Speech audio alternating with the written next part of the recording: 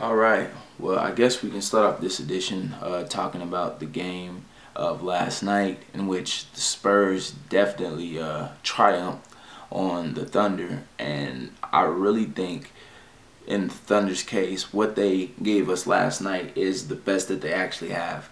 I don't see them actually beating the Spurs.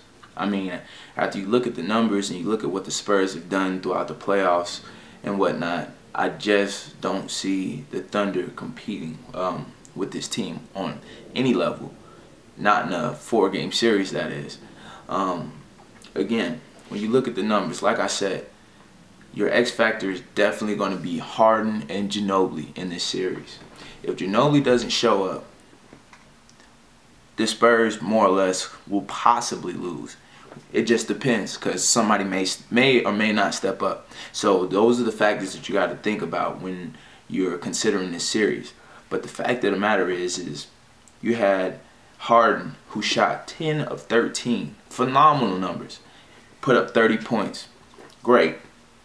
But then on the flip side, you have Westbrook, who shot 10 of 24, so numbers.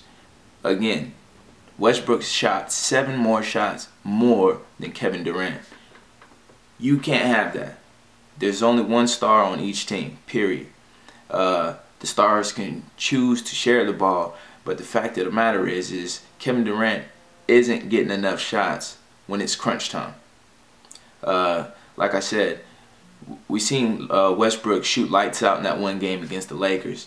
That was that one game. That was the exception. When you look at that, it's like, all right, we already know he put up 27 points. Good numbers. But again, when you're dealing with a team such as the Spurs, where you got players that can score and come back and play on defense, you have to make an adjustment. Either you're going to have to switch it up on offense or you're going to switch it up on defense as far as your players are concerned, because right now they're just getting outmatched. Again, Ibaka shot 3 for 11. Mind you, he shot 6 less shots than Kevin Durant. So you got to think of it, factor these things in. Same thing with Derek Fisher, 2 of 11. Who are you going to beat shooting like that? Who are you going to beat? Seriously, who do you have that's going to put up points? Kendrick Perkins, who shot 1 of 5. What do you have? 3 points. Safalocious, 1 of 4. I mean, come on, 2 points. Your next leading guy is Derek Fisher, and he came off of the bench with 10 points, and he shot 3 of 11. Who are you gonna use? I mean, I don't know. Maybe if some of these shots drop, you got a closer game. But who are you gonna use? Because I don't see Harden and Westbrook and Durant having 30 apiece in any game, and they almost did in this game, in which they kept them literally. Durant 31 points. Westbrook 27 points, Harden 30 points.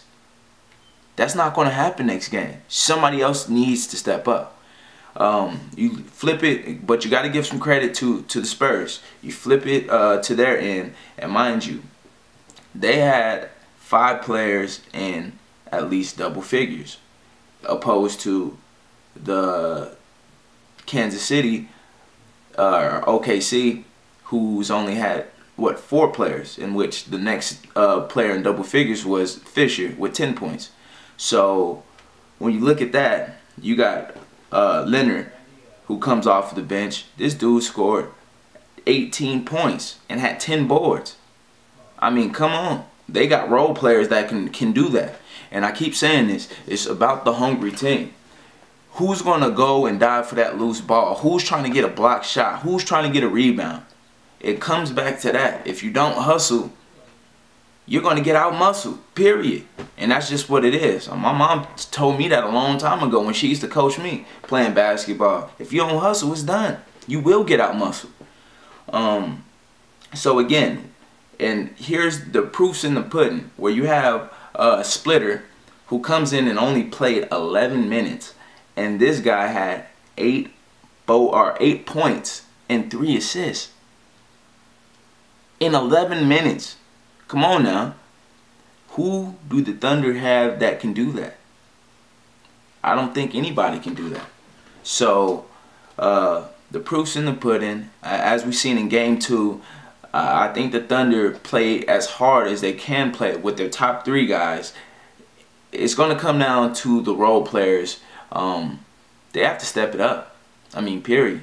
Their bench was horrible. Their starting 5, whether it's Ibaka or Safalocious, they're not good. They're defensive players.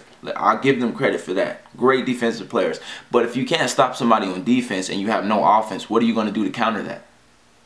Again, we have to consider all factors of the game. And the fact of the matter is this is going to happen in Game 3 as well, unless you have other players to step up. So stay tuned, because we got some more coming too.